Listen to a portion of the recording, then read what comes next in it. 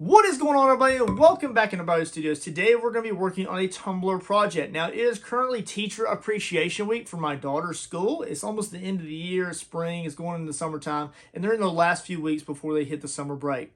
Now, we wanted to do something cool for her teacher that we haven't really done in the past for any of her previous teachers, but we want to do something cool. So obviously we're going to do something art related. My daughter is into art, I'm into art. We're always making new things. Now this is a 20-ounce tumbler that we have already created. I'm going to include screenshots or little clips in the upper left-hand corner of us creating this thing. Now it is an epoxy swirl with a glitter finish. It is really gorgeous, and I've had it up on my shelf for a while now, on my trophy shelf, and I never really did put a final coat on it. We're going to go ahead and finish detailing this out, and we're going to go ahead and put a final Flynn Sister epoxy coat on it to lock it all into place.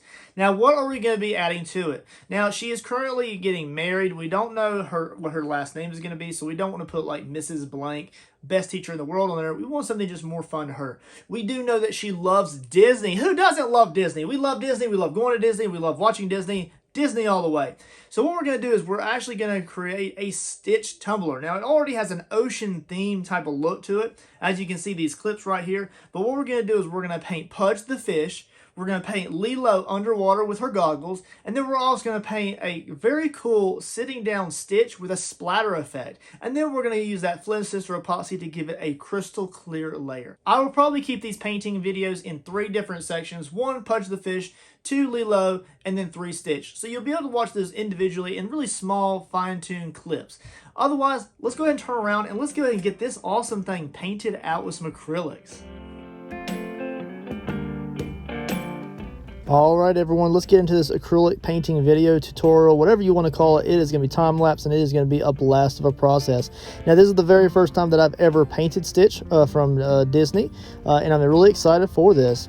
Now the reference photo that I'm using for this was originally a photo of Stitch kind of sitting looking up at the moon, and there's a lot of artists who used that overall general idea and then ran with it and made canvas works from it, and then those people turned them into prints.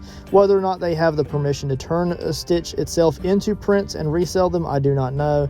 I do not personally have the ability to resell any kind of Disney work. Again, this is a gift for my daughter's teacher, so just be aware that I'm not selling this Disney art in any way.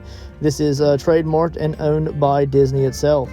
If I ever do become a trademarked artist for Disney, reach out to me. Please reach out to me. I would love to do a collection of art for you guys. You name it, I want to make it for you guys. I would love to be able to be part of your art festival. I think that's any artist's dream, is to just be able to make art for Disney. It may not be art, Thomas King K quality, but of course I would love to make an entire collection for you. So Disney, reach out to me anytime. I am here for you. So as you can see here, we did lay out the overall outline of Stitch here on the bottom of the tumbler here, or our canvas as you could say, and we did go ahead and give that a total titanium white base coat.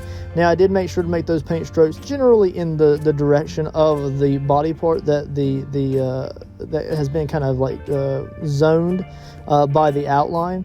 And what we're going to do is we're just going to paint each zone in itself, and then we'll kind of shade as it needs to in between those zones, depending on which layer of needs to be like kind of on top or recessed or overlapping another portion of the body.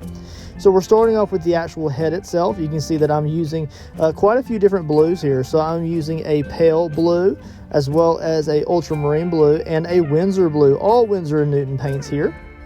And I'm also introducing a little bit of titanium white into the ultramarine blues just to give it kind of like an upper highlight across the upper portion of the head. Now you'll see me do that throughout the process, but you'll kind of just basically see me kind of frame in and block in the general shapes of the body, kind of get some outline and some shape going here with the blue color, because 95% of his body is blue anyways. Maybe some different shades of blue, but blue nonetheless. And as I go ahead and apply this here, once we get the overall base coat layered in, then we can start to apply different tones of color, different hues of blue, so that way we can get some general shaping to the body. So naturally, the light cascading through the water down onto Stitch on the bottom of the ocean, or kind of floating in the water, however you'd like to picture this image here. But as you can see here, I am just going to go ahead and give it some nice highlights on the upper portions where that light should be cascading down. So the under portions of a lot of these body parts will have more of that deep Windsor blue. As you can see here, here's that titanium white highlight across the top part of his left ear, his left. And you can see it's just going to give it a nice bright highlight on the upper portion of that ear, or in most cases the body part that we're working on.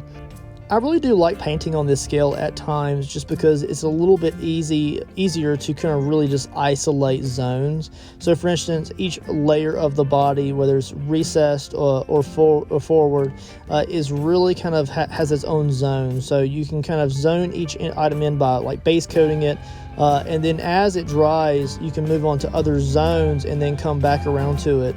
It's really easy to paint this way, especially on a smaller scale. When you get to a larger scale painting, it's a little bit different. It's a little bit more difficult to isolate paint like this because you have to spend a lot more time on each individual zone. So sometimes it is easier just to paint the entire thing like overall together.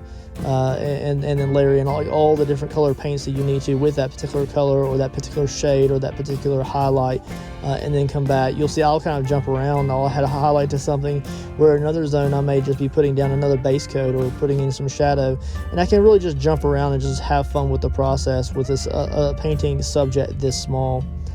I'm going to go ahead and begin painting the eye here, and it'll really start to bring the overall character of the painting up a lot. So right now it's just a lot of blues, a lot of shadows, a lot of blue highlights, but the eye really brings it into focus. Now, as I stated before, there are a lot of artists who took the seated stitch and made different forms of art in it. This eye was a form of art from a reference photo. So just be aware you can kind of do your own research and figure out where I took inspiration from this kind of eye painting from, but just be aware that it's out there, and like I said, I'm not like capitalizing on it or anything. So I just kind of took their overall eye design and shape and just ran with it and kind of applied it to this project here. When you do the eye itself, depending on how Stitch's head is facing and his overall size and the way that he's angled or pointed or how his body's twisted, you could change the way the eye looks quite a bit. The most prominent way to do it is the forward-facing stitch, and that's the most used image that you can find on any kind of reference website like Google Images or Disney Photos or anything that somebody has used to make fan art. It's usually that forward-facing, two-eye, really looking at you, forward-facing picture. And it's really cool to be able to paint this on a side view. The paint in the ear really does bring up the character of it, so the eye and the pink ear really just kind of finalizes the overall stitch itself. Look how cool the bubbles look, you guys. I really enjoyed drawing those with the acrylic marker, and I hope you guys enjoyed watching this little time-lapse video here. Now, this video was probably in about 9 times speed or so, but I hope you guys really enjoyed it. Next up is the epoxy. Looking good. Alright guys, so that is us painting Stitch. I hope you really enjoyed the painting processes for this beautiful tumbler. Now we're going to begin the process of rolling into the Flynn Sister epoxy layers. And it is a 2-part epoxy. We're going to go ahead and turn around here and mix some epoxy up and get the final coat on this before my daughter can give this to her teacher for Teacher Appreciation Week. So let's go ahead and get into an awesome epoxy video. Make sure you like and subscribe, guys, and I'll catch you guys on the next video.